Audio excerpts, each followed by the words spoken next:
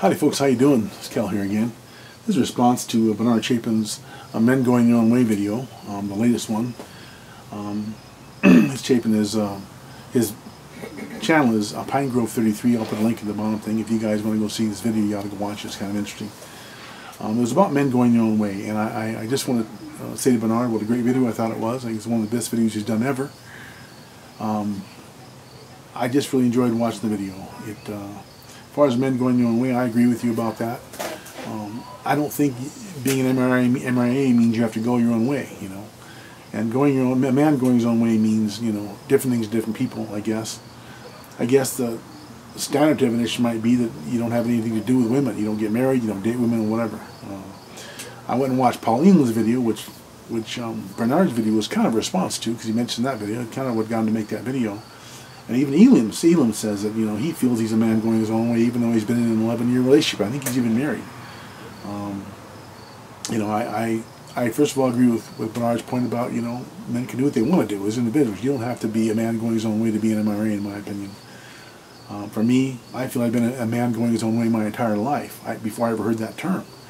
And for me, what it means basically is, number one, probably not believing the whole marriage system in this country. I believe in marriage. I believe in the idea of being with the same woman, you know, being together and having a, you know, caring for each other and making that kind of commitment. But I don't really believe in the government being involved.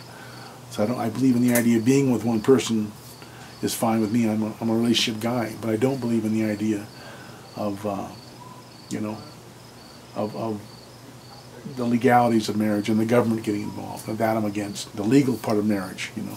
If two people just, you know, said let's get married and do the ceremony of their own without, you know, the government being involved, I'm perfectly fine with that.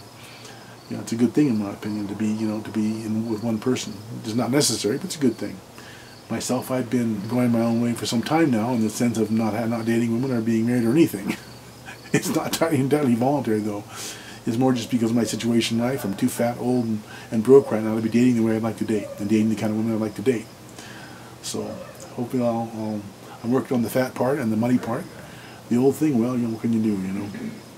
But it was a great video, and I think one thing I will say about this is it's good for all men at some point in life to really go their own way and not date women.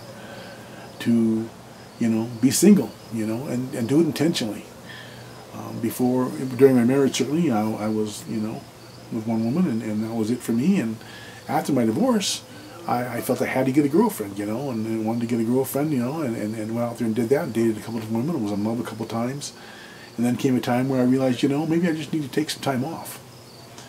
I went my own way without women's company and without, you know, without dating and without sex, on purpose, just to do that, to get some perspective. I think it's valuable for men to do that at some point in his life, and for women too, frankly, for women as well. Just to be single and not be, you know, lusting after a relationship or even sex. It gives you perspective. If you can enjoy your own life and have a good life and enjoy your life without having a woman in your life, if you do go date again, I think it gives you a certain amount of personal power. Because if things are going wrong, if she's mistreating you, you can just walk away then and go back to your regular life. I think dating and women and sex should be something that augments your life and makes it better. It shouldn't be the center of your life, you know. As a friend of mine once said to me, amazingly, that pussy is the most important thing in the world. We were talking about women, and he was being mistreated badly, and I was basically saying, you know, well, you know, my philosophy is it is a very wonderful thing. Women are wonderful. I like women. I like talking to them. I like being around them. I like dating them. I like being in a relationship. But it's not the most important thing in the world. It can't be. Not for me. Because my money's more important. My child's more important. My self-respect is more important. And I've been with women who badly mistreated me in the past.